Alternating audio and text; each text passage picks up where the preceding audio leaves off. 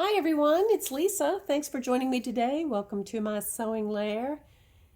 On the board I have another example of a two-color quilt with essentially two blocks, two 9-patch blocks. It's similar to the other baby quilt that I used in that I continued with an element that I love, which are these acute stars that are made with triangle and a square blocks. It's the star points. And these blocks are so cool. You can inverse the positive and the negative and have the star points going the other way. I do recommend getting a specialty ruler, Deb Tucker's V-Block, or Tri-Rex tool.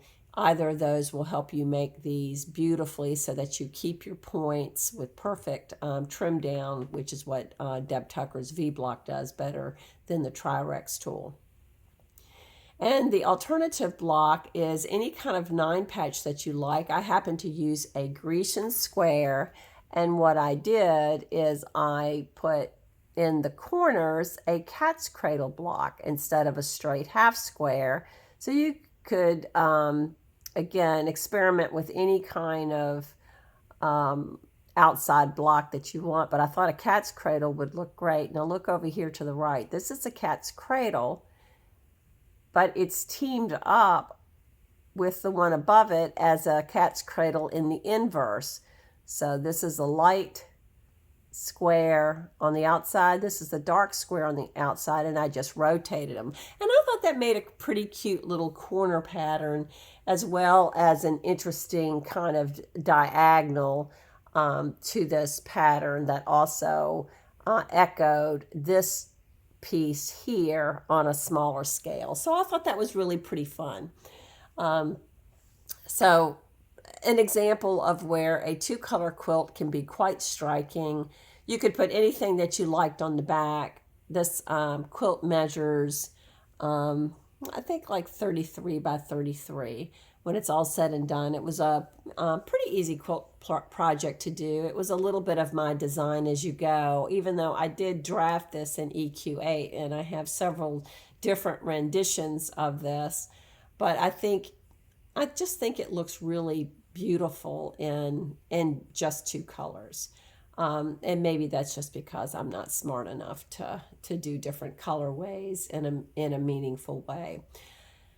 And the back is just an elephant pattern, and I just did straight line quilting on it, which made it very easy to do, and it was quick, it was easy, and it will go to the great granddaughter of one of my very best friends. So I'm glad that she'll be able to use that. And as it turns out, and I did not know this in advance, she has elephants in the nursery. So that's what the other side is. So you have this, very kind of stated, albeit somber, pattern on the front. And then on the back, I've got whimsical elephants rather, and I'll show you that. And here you can see my whimsical elements, which is like the back surprise to this very stated quilt. And as you can see, I just did straight line quilting, which is about my favorite thing to do. A baby's not going to care if I do cute free motion quilting or not. And I have one more quilt that I want to share with you.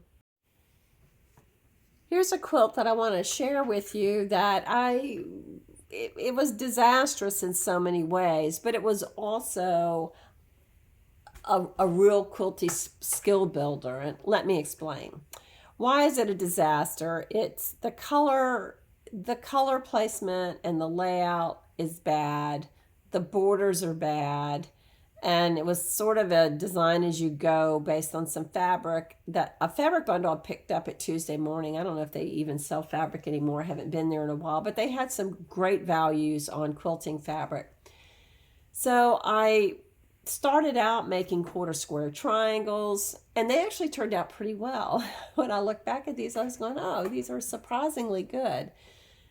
And then I didn't like the way they looked, so I ended up putting them in an economy block and then added yet another round of white fabric. So this was my ultimate layout.